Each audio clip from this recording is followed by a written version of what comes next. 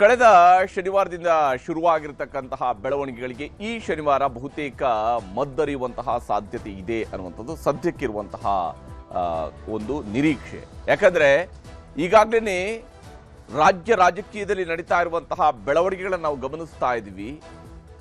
ಏನೇ ಮಾಡಿದ್ರು, ಎಷ್ಟೇ ಒತ್ತಾಯಗಳನ್ನು ಮಾಡಿದ್ರು ಇಮಿಡಿಯೇಟ್ ಆಗಿ ಬದಲಾವಣೆ ಆಗೇ ಬಿಡುತ್ತೆ ಅನ್ನುವಂಥದ್ದು ಗೋಚರಿಸ್ತಾ ಇಲ್ಲ, ಅಥವಾ ಬದಲಾವಣೆನೇ ಆಗೋದಿಲ್ಲ ಅಂತ ಹೇಳಿ ತಡೀತಾ ಇರೋವರೆಗೂ ಕೂಡ ಅಂಥದ್ದೊಂದು ಸ್ಪಷ್ಟತೆಯನ್ನು ಕೊಡಿಸೋದಕ್ಕೂ ಕೂಡ ಸಾಧ್ಯ ಆಗ್ತಾ ಇಲ್ಲ. ಈಗಾಗಲೇ ರಾಜ್ಯದಲ್ಲಿ ಬಹಳಷ್ಟು ಚರ್ಚೆಗಳು ನಡೀತಾ ಇದ್ದಾವೆ. ಮುಖ್ಯಮಂತ್ರಿ ಬದಲಾಗ್ತಾರಂತೆ, ಶಿವಕುಮಾರ್ ಅವರು ಮುಖ್ಯಮಂತ್ರಿ ಆಗ್ತಾರಂತೆ, ಇಲ್ಲ ಶಿವಕುಮಾರ್ ಅವರು ಇಲ್ಲ ಸಿದ್ದರಾಮಯ್ಯನವರು ಇಲ್ಲ ಬೇರೆ ಯಾರು ಮುಖ್ಯಮಂತ್ರಿ ಆಗ್ತಾರಂತೆ. ಈ ರೀತಿಯಾದಂಥ ಚರ್ಚೆಗಳಿದ್ದಾವೆ. ಸಚಿವರುಗಳದು ಅವರದೇ ಆದಂತಹ ಅಭಿಪ್ರಾಯಗಳಿದ್ದಾವೆ. ಶಾಸಕರು ಅವರದೇ ಆದಂತಹ ಬ್ಯಾಟಿಂಗ್ ಮಾಡ್ತಾ ಇದ್ದಾರೆ. ಇದೆಲ್ಲದರ ನಡುವೆ ಕಾಂಗ್ರೆಸ್ ಹೈಕಮಾಂಡ್ ಒಂದು ದಿನವನ್ನ ಫಿಕ್ಸ್ ಮಾಡಿರುವಂಥದ್ದು ಬಹುತೇಕ ಫೈನಲ್ ಆಗಿದೆ. ಮಲ್ಲಿಕಾರ್ಜುನ ಖರ್ಗೆ ಅವರು ಕೂಡ ಅವರು ಹೇಳಿದ್ದಾರೆ, ನಾವು ಇವತ್ತು ನಾಳೆಯಲ್ಲಿ ಎಲ್ಲ ಮಾತಾಡಿಕೊಂಡು ರಾಜ್ಯದ ನಾಯಕರನ್ನು ಕೂಡ ಕರೆಸ್ಕೊಳ್ತೀವಿ ಅಂತ ಎಲ್ಲವೂ ಅಂದುಕೊಂಡಂತೆ ನಡೀತು ಅಂತ ಹೇಳಿ. ಆದರೆ ಶನಿವಾರದಂದು ಇದೆಲ್ಲದಕ್ಕೂ ಒಂದು ಉತ್ತರ ಸಿಗಬಹುದೇನೋ ಅನ್ನುವಂಥ ನಿರೀಕ್ಷೆ ಇದೆ. ಕಾಂಗ್ರೆಸ್ ಕುರ್ಚಿ ಕಚ್ಚಾಟಕ್ಕೆ ಶನಿವಾರ ಹೈ ಮದ್ದು ಕೊಡಬಹುದು. ಹೈ ಡೋಸೇಜ್ ಆಗಬೇಕಾಗುತ್ತೆ ಈ ಬಾರಿ, ಯಾಕಂದ್ರೆ ಪರಿಸ್ಥಿತಿ ಬಹಳ ಬಿಗಡಾಯಿಸ್ತಾ ಇದೆ.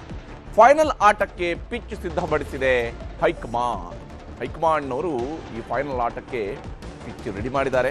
ಶನಿವಾರ ಹೈ ವೋಲ್ಟೇಜ್ ಮೀಟಿಂಗ್ ನಡೆಯಬಹುದು, ಅಂದೇ ನಿರ್ಧಾರ ಆಗಬಹುದು, ಅಥವಾ ಅದರ ಮಾರನೇ ದಿವಸ ಆದರೂ ನಿರ್ಧಾರ ಪ್ರಕಟಗೊಳ್ಳಬಹುದು. ಒಟ್ಟಿನಲ್ಲಿ ನವೆಂಬರ್ ತಿಂಗಳಲ್ಲಿ ಶುರುವಾಗಿರುವ ಈ ಕ್ರಾಂತಿ ನವೆಂಬರ್ ಅಂತ್ಯದ ಒಳಗೆ ಮುಕ್ತಾಯ ಆಗಬಹುದು ಅನ್ನುವ ನಿರೀಕ್ಷೆ ಇದೆ. ಕೆಲವರಿಗೆ ಅವರವರ ಪೊಸಿಷನ್ಗಳು ಫೈನಲ್ ಆಗಬೇಕಾಗಿದೆ, ಕೆಲವರಿಗೆ ಅವರವರ ಭವಿಷ್ಯ ಫೈನಲ್ ಆಗಬೇಕಾಗಿದೆ, ಕೆಲವರಿಗೆ ಬದಲಾವಣೆ ಬೇಕಿದೆ, ಇನ್ನು ಕೆಲವರಿಗೆ ಮುಂದುವರಿಕೆ ಬೇಕಿದೆ. ಈ ರೀತಿಯಾದಂತಹ ಅನೇಕ ವಿಚಾರಗಳನ್ನು ಅಳೆದು ತೂಗಿ ನಿರ್ಧಾರ ಕೈಗೊಳ್ಳುವ ಸಾಧ್ಯತೆ ಗೋಚರಿಸ್ತಾ ಇದೆ. ಮುಖ್ಯಮಂತ್ರಿ, ಉಪಮುಖ್ಯಮಂತ್ರಿಯವರು ಮುಖ್ಯಮಂತ್ರಿ ಆಗ್ತಾರ, ಮುಖ್ಯಮಂತ್ರಿಯವರು ಮಾಜಿ ಮುಖ್ಯಮಂತ್ರಿ ಆಗ್ತಾರ. ಈ ರೀತಿಯಾದಂತಹ ಪ್ರಶ್ನೆಗಳಿದ್ದಾವೆ, ಕುತೂಹಲಗಳಿದ್ದಾವೆ. ಶನಿವಾರದ ಸಸ್ಪೆನ್ಸ್ ಏನಿದೆ ಅನ್ನೋದನ್ನು ನಿಮಗೆ ಹೇಳ್ತೀನಿ. ಮೊದಲಿಗೆ ಬಹಳ ಮುಖ್ಯವಾಗಿ ಕುತೂಹಲದ ಘಟ್ಟವನ್ನು ಕರ್ನಾಟಕದ ಪವರ್ ಶೇರಿಂಗ್ ಪಾಲಿಟಿಕ್ಸ್ ಈಗಾಗಲೇ ತಲುಪಿದೆ. ಬಹಳ ಕುತೂಹಲಕಾರಿ ಘಟ್ಟದಲ್ಲಿದೆ ಕರ್ನಾಟಕದ ಪವರ್ ಶೇರಿಂಗ್ ಪಾಲಿಟಿಕ್ಸ್. ಯಾಕಂದ್ರೆ ಇಲ್ಲಿ ನಾಳೆ ವಿದೇಶದಿಂದ ನವದೆಹಲಿಗೆ ಆಗಮಿಸಲಿದ್ದಾರೆ ಸೋನಿಯಾ ಗಾಂಧಿಯವರ ಜೊತೆಗೇನೆ ಮಾತುಕತೆ ನಡೆಸಿ ಅಂತಿಮ ತೀರ್ಮಾನಗಳು ಆಗಬಹುದು ಅನ್ನುವಂಥ ನಿರೀಕ್ಷೆ ರಾಜ್ಯ ರಾಜಕಾರಣದಲ್ಲಿ ಈಗ ಮನೆ ಮಾಡಿರುವಂಥದ್ದು. ಏನೇ ನಿರ್ಧಾರ ಆದರೂ ಕೂಡ ರಾಹುಲ್ ಗಾಂಧಿ ತಮ್ಮ ಅಭಿಪ್ರಾಯಗಳನ್ನು ಹೊಂದಿರಬಹುದು. ನಾಳೆ ಸಂಜೆ ದೆಹಲಿಗೆ ಸೋನಿಯಾ ಗಾಂಧಿ ಮತ್ತು ಪ್ರಿಯಾಂಕಾ ಗಾಂಧಿಯವರು ಕೂಡ ವಾಪಸ್ ಆಗಲಿದ್ದಾರೆ. ಅವರು ಬಂದ ನಂತರ ಅವರ ಜೊತೆಗೆ ಮಾತುಕತೆಯನ್ನು ನಡೆಸಬಹುದು. ನವೆಂಬರ್ 29 ಶನಿವಾರದಂದು ಕಾಂಗ್ರೆಸ್ ಸಂಸದೀಯ ಸಭೆ ನಡೆಯಲಿದೆ. ನವೆಂಬರ್ 29 ಶನಿವಾರದಂದು ಕಾಂಗ್ರೆಸ್ನ ಸಂಸದೀಯ ಪಕ್ಷದ ಸಭೆ ನಡೆಯುವುದಿದೆ. ಸಂಸದೀಯ ಸಭೆ ಬಳಿಕ ಮತ್ತೊಂದು ಮಹತ್ವದ ಸಭೆಯನ್ನು ಹೈಕಮಾಂಡ್ ಕರೆದಿದೆ. ಅದು ಬಹುತೇಕ ಕರ್ನಾಟಕದ ರಾಜಕೀಯದ ಚುಕ್ಕಾಣಿ, ಕಾಂಗ್ರೆಸ್ನ ಚುಕ್ಕಾಣಿ, ಶಾಸಕಾಂಗ ಪಕ್ಷದ ಚುಕ್ಕಾಣಿ ಯಾರ ಕೈಯಲ್ಲಿರಬೇಕು, ಹೇಗಿರಬೇಕು, ಎಲ್ಲಿವರೆಗಿರಬೇಕು, ಯಾವ ಸ್ವರೂಪದಲ್ಲಿರಬೇಕು, ಈ ಎಲ್ಲ ವಿಚಾರಗಳ ಬಗ್ಗೆ ತೀರ್ಮಾನ ಆಗಬಹುದು. ಸೋನಿಯಾ ಗಾಂಧಿ, ಮಲ್ಲಿಕಾರ್ಜುನ ಖರ್ಗೆ, ರಾಹುಲ್ ಗಾಂಧಿ ಅವರ ನೇತೃತ್ವದಲ್ಲಿ ಸಭೆ ನಡೆಯೋದಿದೆ. ಬಹುತೇಕ ಆ ಸಭೆಯಲ್ಲಿ ಒಂದು ಅಂತಿಮ ನಿರ್ಧಾರವನ್ನು ಹೈಕಮಾಂಡ್ ತೆಗೆದುಕೊಳ್ಬಹುದು. ಇದರ ನಡುವೆ ಕರ್ನಾಟಕದಲ್ಲೂ ಕೂಡ ನಾಯಕರುಗಳನ್ನು ಕರೆಸಿಕೊಳ್ಬಹುದು. ಸಭೆಯಲ್ಲಿ ಕರ್ನಾಟಕ ರಾಜಕೀಯ ವಿದ್ಯಮಾನದ ಬಗ್ಗೆ ಗಹನವಾದಂತಹ ಚರ್ಚೆ ನಡೆಯುವಂತಹ ನಿರೀಕ್ಷೆ ಇದೆ. ಬಹಳ ವಿಶೇಷವಾಗಿ ಏನೇನು ಮಾಡಬೇಕು ಅನ್ನೋದ್ರ ಬಗ್ಗೆ ಈಗಾಗಲೇ ಶಿವಕುಮಾರ್ ಅವರು ಭರವಸೆಯ ಮಾತುಗಳನ್ನು ಹೇಳ್ತಿದ್ದಾರೆ, ಕೊಟ್ಟ ಮಾತಿನ ವಿಚಾರಗಳನ್ನು ಪ್ರಸ್ತಾಪಿಸ್ತಾ ಇದ್ದಾರೆ. ಹೀಗಾಗಿ ಮೂರೂ ನಾಯಕರಿಂದ ರಾಜ್ಯದ ಪವರ್ ಶೇರಿಂಗ್ ಬಿಕ್ಕಟ್ಟಿನ ಬಗ್ಗೆ ಚರ್ಚೆ ನಡೆಯುವಂತಹ ನಿರೀಕ್ಷೆ ಇರುವಂಥದ್ದು. ಆ ಚರ್ಚೆಯ ನಂತರ ಮುಂದೇನು ಮಾಡಬೇಕು ಅನ್ನುವಂಥದ್ರ ಬಗ್ಗೆ ತೀರ್ಮಾನ ಆಗುತ್ತೆ. ಕುತೂಹಲ ಮೂಡಿಸಿರುವ ಕಾಂಗ್ರೆಸ್ ಹೈಕಮಾಂಡ್ನ ದೆಹಲಿ ಸಭೆ. ಹೈಕಮಾಂಡ್ ಏನು ಮಾಡುತ್ತೆ? ಕರ್ನಾಟಕದ ಪವರ್ ಶೇರಿಂಗ್ ಫೈಟ್ಗೆ ಕಾಂಗ್ರೆಸ್ ಹೈಕಮಾಂಡ್ ಕೊಡ್ತಾ ಇರುವಂತಹ ಮದ್ದೇನು? ನಾವು ಮದ್ದು ಕೊಡ್ತೀವಿ ಅಂತೇಳಿ ಆಲ್ರೆಡಿ ಮಲ್ಲಿಕಾರ್ಜುನ ಖರ್ಗೆ ಅವರು ಹೇಳಿದ್ದಾರೆ. ಆದರೆ ಇವರ ಮದ್ದಿನಲ್ಲಿ ಏನಿದೆ, ಏನು ಕೊಡ್ತಾರೆ? ಇವತ್ತು ಬೆಂಗಳೂರಿನಿಂದ ವಾಪಸ್ ದೆಹಲಿಗೆ ಹೋಗೋದಕ್ಕಿಂತ ಮುಂಚಿತವಾಗಿ ಮಲ್ಲಿಕಾರ್ಜುನ ಖರ್ಗೆ ಅವರು ಮಾತನಾಡಿದ್ದಾರೆ. ಡೆಲ್ಲಿಗೆ ಹೋದ್ಮೇಲೆ ನಾವು ಎಲ್ಲಾ ಇಂಪಾರ್ಟೆಂಟ್ 3-4 ಜನರಿಗೆ ಕರೆಸಿ ಮಾತಾಡ್ತೀನಿ. ಅದರಲ್ಲಿ ಚರ್ಚೆ ಆದ್ಮೇಲೆ ಯಾವ ರೀತಿಯಾಗಿ ಮುಂದೆ ನಡಿಬೇಕು ಅಂತಕ್ಕಂಥ ಮಾತನ್ನ ಹೇಳ್ತೇವೆ. ಅದನ್ನ ವಿಶೇಷವಾಗಿ ಇಂಥ ಗೊಂದಲಕ್ಕೆ ತೆರೆ ಬೀಳ್ತದೆ. ಅವರಿಗೆಲ್ಲ ಕರ್ಸೆ ಮಾತಾಡ್ಬೇಕಾಗ್ತದೆ. ಕರ್ಸೆ ಮಾತಾಡಿ ಸೆಟಲ್ ಮಾಡ್ತಾರೆ. ಸೊ ಅವ್ರಿಗೆಲ್ಲ ಕರೆಸಲೇಬೇಕಾಗತ್ತೆ. ಕರೆಸಿ ಮಾತಾಡಿ ನಿರ್ಧಾರ ಕೈಗೊಳ್ತೀವಿ ಅನ್ನೋದನ್ನ ಸ್ಪಷ್ಟವಾಗಿ ಖರ್ಗೆ ಅವರು ಹೇಳಿದ್ದಾರೆ. ಅಲ್ಲಿಗೆ ಮುಖ್ಯಮಂತ್ರಿ ಹಾಗೂ ಉಪಮುಖ್ಯಮಂತ್ರಿ ಇಬ್ಬರನ್ನು ಕೂಡ ದೆಹಲಿಗೆ ಕರೆಸ್ಕೊಳ್ಬಹುದು. ಅವರ ಜೊತೆಗೂ ಮಾತುಕತೆಯನ್ನು ನಡೆಸಬೇಕಾಗತ್ತೆ. ನಿರ್ಧಾರವನ್ನು ಏಕಾಏಕಿ ಸುದ್ದಿಗೋಷ್ಠಿಯ ಮೂಲಕವಾಗಿ ಪ್ರಕಟಿಸೋದಕ್ಕೆ ಆಗೋದಿಲ್ಲ. ಬದಲಿಗೆ ನಾಯಕರುಗಳನ್ನು ಕರೆಸಿ ಅವ್ರ ಜೊತೆಗೆ ಮಾತಾಡಿ ನಂತರ ನಿರ್ಧಾರವನ್ನು ಹೇಳಬಹುದು. ಅದಕ್ಕಿಂತ ಮೊದಲು ಕ್ಲೋಸ್ ಡೋರ್ ಒಳಗಡೆ 4 ಗೋಡೆಯ ಮಧ್ಯದಲ್ಲಿ ಕುಳಿತು ನಿರ್ಧಾರಗಳನ್ನು ತೆಗೆದುಕೊಳ್ಬಹುದು. ಈ ವಿಚಾರಕ್ಕೆ ಸಂಬಂಧಪಟ್ಟಂತೆ ಮುಖ್ಯಮಂತ್ರಿ ಹಾಗೂ ಉಪಮುಖ್ಯಮಂತ್ರಿಯವರು ದೆಹಲಿಗೆ ಕರೆಸಿರೋದ್ರ ಬಗ್ಗೆ, ಕರೆಯುವ ಸಾಧ್ಯತೆಯ ಬಗ್ಗೆ ಏನು ಹೇಳಿದ್ದಾರೆ ತೋರಿಸ್ತೀನಿ.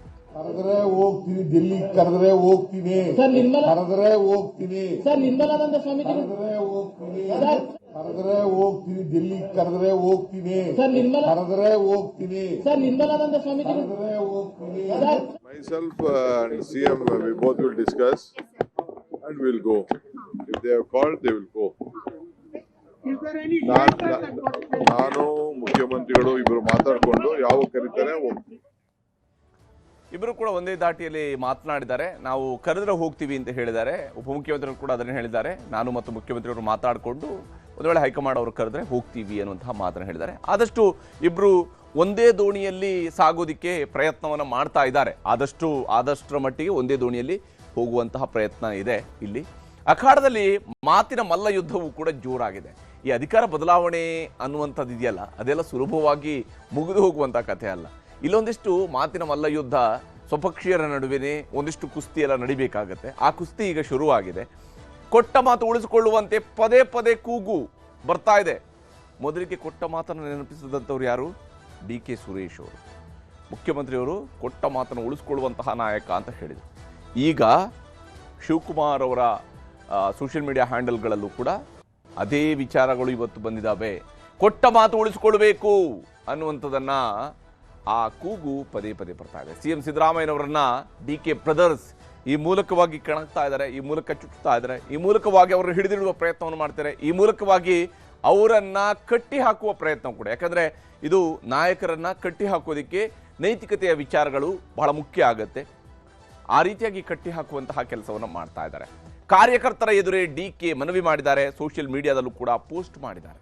ಕಾರ್ಯಕರ್ತರ ಸಮ್ಮುಖದಲ್ಲಿನೇ ಮನವಿಯನ್ನು ಮಾಡ್ಕೊಂಡಿದ್ದಾರೆ, ಪೋಸ್ಟ್ ಹಾಕಿದ್ದಾರೆ. ಆ ಮೂಲಕ ಕೊಟ್ಟ ಮಾತನ್ನು ಉಳಿಸಿಕೊಳ್ಳಿ, ಕೊಟ್ಟ ಮಾತು ಉಳಿಸಿಕೊಳ್ಳದೆ ದೊಡ್ಡ ಶಕ್ತಿ, word power is world power ಅನ್ನುವಂಥದ್ದನ್ನು ಹೇಳಿದ್ದಾರೆ. ಕೊಟ್ಟ ಮಾತು ಉಳಿಸಿಕೊಳ್ಳೋದೇ ದೊಡ್ಡ ಶಕ್ತಿ ಅಂತ DK ಶಿವಕುಮಾರ್ ಅವರು ಪೋಸ್ಟ್ ಹಾಕಿದ್ದಾರೆ. ಈ ಮೂಲಕ ಏನು ಹೇಳೋದಕ್ಕೆ ಹೊರಟಿದ್ದಾರೆ DK ಸುರೇಶ್ ಮತ್ತು DK ಶಿವಕುಮಾರ್ ಅನ್ನೋದನ್ನು ತೋರಿಸ್ತೀನಿ. ಅವ್ರು ಯಾವತ್ತೂ ಕೂಡ ಕೊಟ್ಟ ಮಾತನ್ನ ತಪ್ಪು ಅಂತವ್ರು ಅಲ್ಲ. ಯಾರಿಗೆ ಏನಾರ ಮಾತು ಕೊಟ್ಟಿದ್ರು ತಪ್ಪೋದಿಲ್ಲ. ಈ ಕರ್ನಾಟಕದ ರಾಜ್ಯಕ್ಕೆ ಕಳೆದ 5 ವರ್ಷದಿಂದ ಏನೇನ್ ಮಾತು ಕೊಟ್ಟಿದ್ರು ಎಲ್ಲ ಭರವಸೆಗಳನ್ನ ಈಡೇರಿಸಿದ್ದಾರೆ. ಈಗಲೂ ಕೂಡ ಈ ಸರ್ಕಾರದಲ್ಲೂ ಕೂಡ ಯಾರ್ಯಾರಿಗೆ ಏನೇನ್ ಕೊಟ್ಟಿದ್ದಾರೆ ಮಾತು ಅದ್ರ ಮಾತಿನಂತೆ ನಡೀತಾ ಇದ್ದಾರೆ. ಅದ್ರಲ್ಲಿ ಏನೋ ತಪ್ಪೇನಿದೆ? ಅದು ನನಗೆ ಗೊತ್ತಿಲ್ಲಪ್ಪ, ನಾನೇನ್ ಕೇಳಿಲ್ಲ. ನನಗೆ ಚೀಫ್ ಮಿನಿಸ್ಟರ್ ಮಾಡಿ ಅಂತನೂ ಇದು ನಮ್ಮ 5-6 ಜನದ ಗುಟ್ಟಿನ ವ್ಯಾಪಾರ. ನಾನು ಇದನ್ನ ಬೈರೋಂಗ ನಾನು ಮಾತಾಡೋದು. ನಾನು ನಂಬಿರೋದು ನಮ್ಮ ಆತ್ಮಸಾಕ್ಷಿ. ನಮ್ಮ ಆತ್ಮಸಾಕ್ಷಿಲಿ ನಾವೆಲ್ಲ ಕೆಲಸ ಮಾಡ್ಬೇಕು.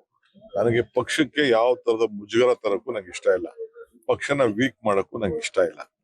ಪಕ್ಷ ಇದ್ರೆ ನಾವು, ಕಾರ್ಯಕರ್ತಿದ್ರೆ ನಾವು. ಸೊ ನಮ್ಮ ನಾಯಕರುಗಳು, ನಮ್ಮ CM ಹೇಳಿದ್ದಾರೆ, ಅವರು ಹಿರಿಯರು, ಅವ್ರು ನಮ್ಮ ಪಕ್ಷಕ್ಕೆ ಒಂದು ದೊಡ್ಡ ಆಸ್ತಿ. ಅವ್ರಿಗೂ ನಾವು 7 ವರ್ಷ ಈಗಾಗಲೇ ಮುಗಿಸಿದ್ದಾರೆ. ಇನ್ನ ನೆಕ್ಸ್ಟ್ ಬಜೆಟ್ ಮಂಡಿಸ್ತೀನಿ ಅಂತ ಹೇಳ್ತಾರೆ. ಬಹಳ ಸಂತೋಷ. ಅಪೋಸಿಷನ್ ಲೀಡರ್ ಆಗಿದ್ದಾರೆ, ಅವರು ದುಡಿದಿದ್ದಾರೆ, ಅವರು ಪಕ್ಷ ಕಟ್ಟಿದ್ದಾರೆ. ಸೊ ನಾವೆಲ್ಲ ಸೇರಿ ಮುಂದಕ್ಕೆ 28 ಗುರಿ ನೋಡಿ 29 ಗುರಿ ನಾವು ನೋಡ್ಬೇಕು. ಅದು ನಮ್ಮ ಬಹಳ world power is world power ಅಂತ.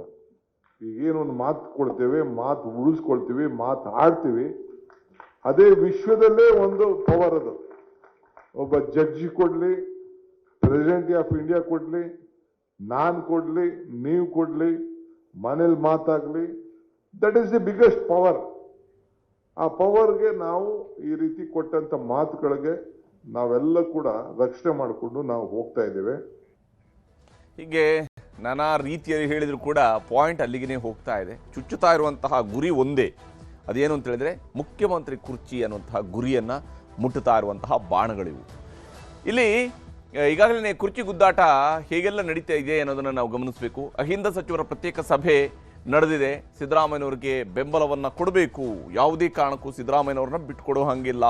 ಹಿಂದುಳಿದ ವರ್ಗಕ್ಕೆ ಸಿಕ್ಕಿರ್ತಕ್ಕಂಥ ಅಧಿಕಾರ ಇದು, ಅದು ಹಾಗೇನೆ ಮುಂದುವರಿಬೇಕು. ಹಿಂದುಳಿದ ವರ್ಗದವರು ಒಗ್ಗೂಡಿದ್ರೆ, ಅಹಿಂದ ವರ್ಗಗಳು ಒಗ್ಗೂಡಿದ್ರೆ ಕಾಂಗ್ರೆಸ್ ಆಡಳಿತದಲ್ಲಿ ಇರುವಂಥದ್ದು ಸುಲಭ ಆಗತ್ತೆ ಅನ್ನುವಂತಹ ವಿಚಾರಗಳು. ಆಪ್ತರೊಂದಿಗೆ ಶಿವಕುಮಾರ್ ಅವರ ಸಭೆಗಳು ಕೂಡ ನಡೀತಾ ಇದ್ದಾವೆ. ಸಿಎಂ ಪಟ್ಟಕ್ಕೆ ಅವರು ಪಟ್ಟು ಹಿಡಿದಿದ್ದಾರೆ. ದುಡಿಮೆಗೆ ತಕ್ಕ ಫಲ, ಶ್ರಮಕ್ಕೆ ಫಲ, ಇವು ಸದ್ಯಕ್ಕೆ ಶಿವಕುಮಾರ್ ಅವರ ಮಾತಿನಲ್ಲಿರುವಂಥ ಅಸ್ತ್ರಗಳು. ಸಿದ್ದರಾಮಯ್ಯನವರ ಭೇಟಿಯಾಗಿದ್ದಾರೆ ಹಿರಿಯ ಸಚಿವರು. ಹೈಕಮಾಂಡ್ ನಿರ್ಧಾರದ ಬಗ್ಗೆಯೂ ಕೂಡ ಚರ್ಚೆಗಳು ನಡೀತಾ ಇದ್ದಾವೆ. ಹೈಕಮಾಂಡ್ ಮುಂದೆ ಏನನ್ನು ಹೇಳಬೇಕು ಅನ್ನೋದ್ರ ಬಗ್ಗೆಯೂ ಕೂಡ ಚರ್ಚೆಗಳು ನಡೀತಾ ಇದ್ದಾವೆ. ಶಿವಕುಮಾರ್ ಅವರನ್ನ ಭೇಟಿಯಾಗಿದ್ದಾರೆ ಶಾಸಕರು, ಸಚಿವರುಗಳು. ಕುಶಲೋಪರಿ ಮಾತುಕತೆ ಆಗಿದೆ ಅನ್ನುವಂಥದ್ರ ಬಗೆಗಿನ ಸಬೂಬು ಬರ್ತಾ ಇದೆ.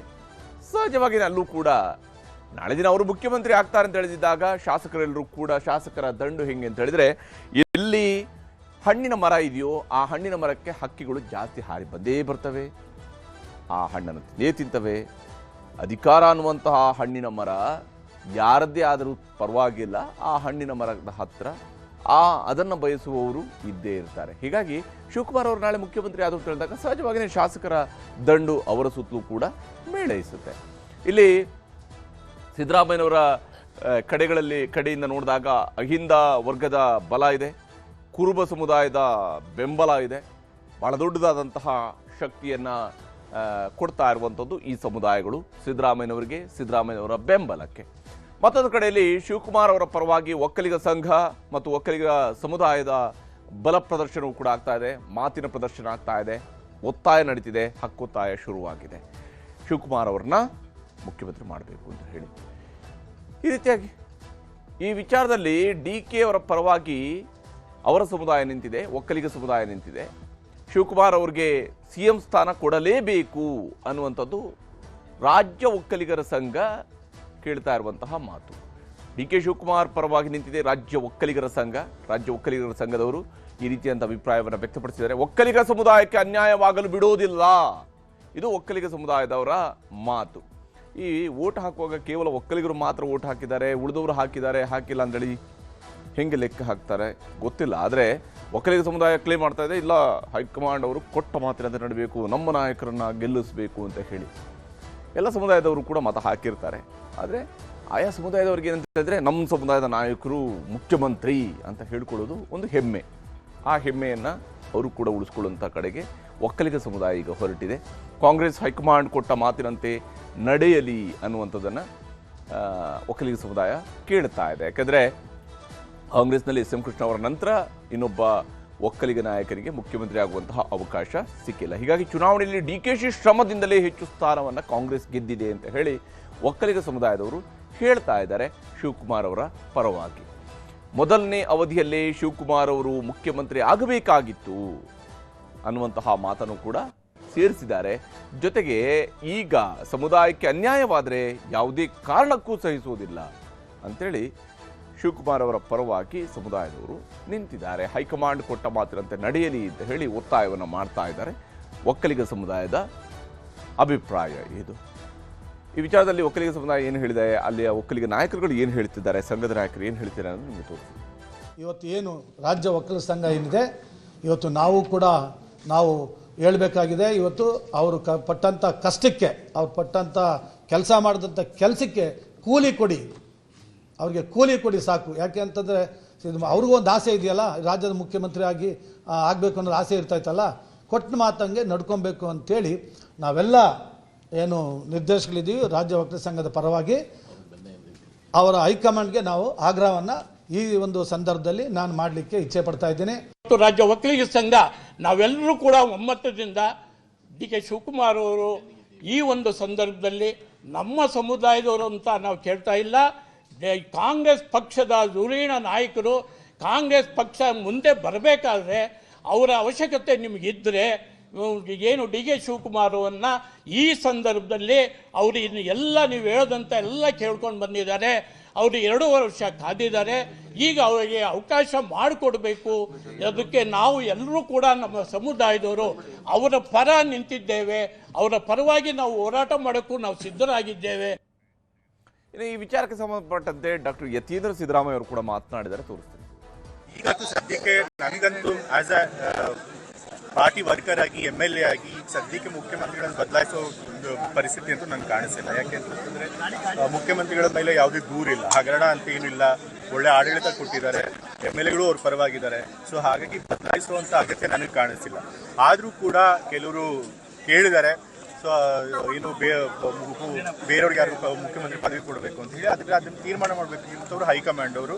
ಸೊ ಹೈಕಮಾಂಡ್ ಅವರು ಇದ್ರ ಬಗ್ಗೆ ಏನಾದರೂ ಮಾತಾಡೋದಕ್ಕಿಂತ ಮುಂಚೆ ನಾವೇನೇ ಅಭಿಪ್ರಾಯ ಹೇಳಿದ್ರು ಅದು ಸರಿ ಇರುತ್ತೆ.